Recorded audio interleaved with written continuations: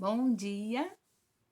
Estamos de volta com o nosso Devocional Florescer, hoje número 83. Temos um dia nublado, né? Tivemos chuva ontem e hoje não sei se vai chover, mas temos um dia nublado, um pouquinho frio, mas estamos aqui, cobertos, né? Pela graça de Deus, pela misericórdia do Senhor. E vamos continuar então aprendendo com a vinha do nosso Pai. Hoje nosso texto, ele é muito importante. A pergunta é: pode não haver nenhuma colheita?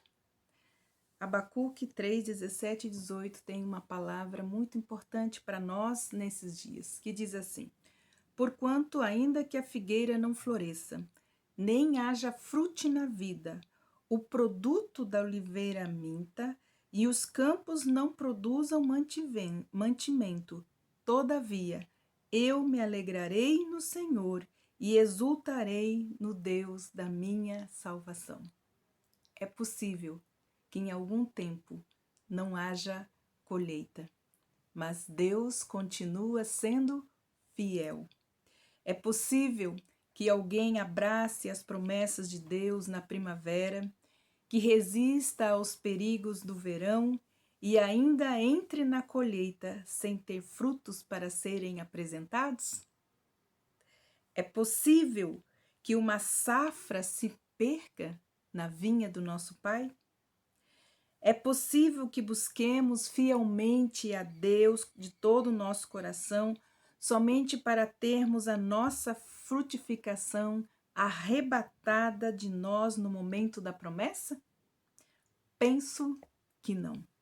No entanto, temo que, se eu não limitar essa declaração, alguém pode interpretá-la mal. Então, qual seria a razão para dizermos que não?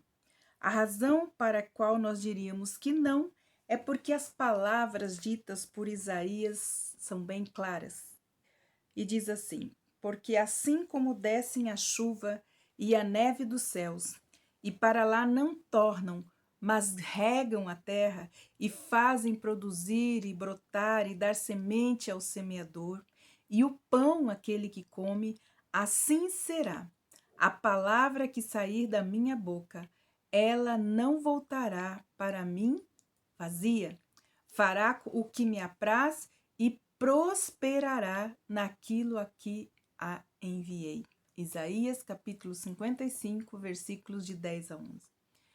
O que precisamos continuar entendendo é, desde que permaneçamos ligados à videira de forma constante na nossa comunhão diária, constante, através da nossa permanência na meditação, na leitura da palavra de Deus, guardando a palavra de Deus em nosso coração, nossa vida verdadeiramente produzirá frutos. Não há como não dar frutos. A palavra de Deus, guardar, meditar, aplicar, viver a experiência da palavra em nossa vida e não frutificar. É, contudo, o fruto que nossa vida produzirá poderá não ser o fruto que nós estamos aguardando. Muitos de nós levam, às vezes, expectativas não realistas àquilo que a nossa frutificação possa significar. Confundimos muitas vezes ser frutíferos com ser bem-sucedidos aos olhos do mundo ou viver confortavelmente como pessoas bem-aventuradas. Não poderíamos estar mais equivocados. Quando se fala de frutificação, ela não é natural. Ela não é a frutificação que o mundo oferece, mas é a frutificação espiritual do reino do nosso Pai. Tomo, por exemplo, o caso de Estevão. Ele estava entre os primeiros crentes na igreja primitiva, prestes a emergir com um ministério ardente e poderoso.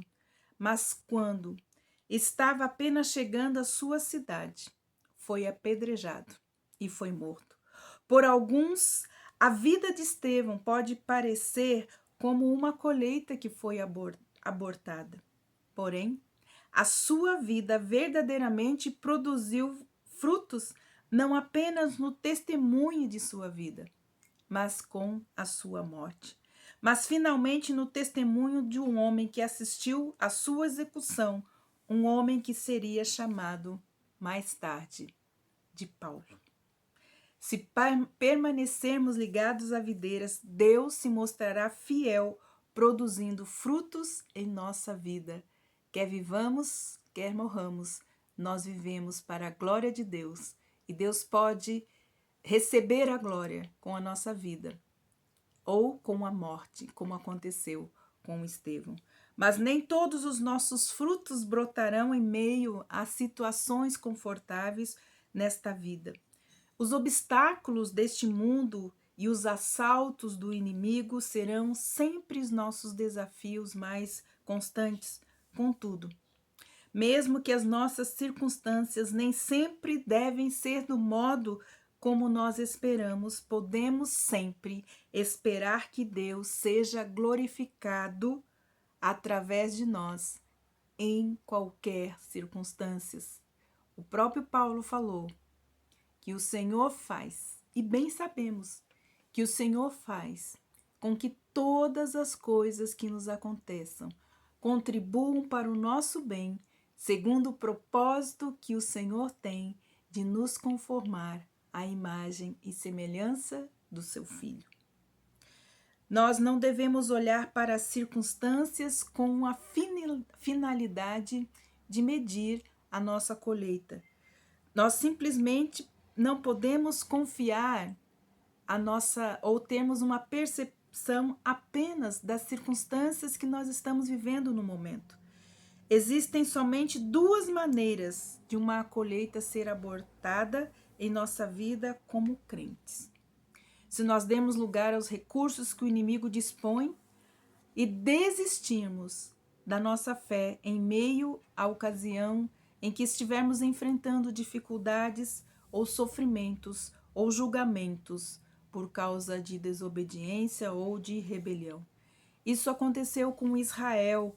Algumas ocasiões poderá acontecer conosco, mas tudo isso se abandonarmos a Deus. Porém, Ele sempre preserva a colheita daqueles que permanecem na videira, mesmo que a colheita se apresente às vezes de forma inesperada. No que nós precisamos então continuar refletindo e meditando. Safras podem ser perdidas? Circunstâncias em nossa vida podem ser problemáticas e até mesmo devastadoras, mas são apenas safras. São meras circunstâncias. Elas não destruirão necessariamente a nossa frutificação para o reino de Deus.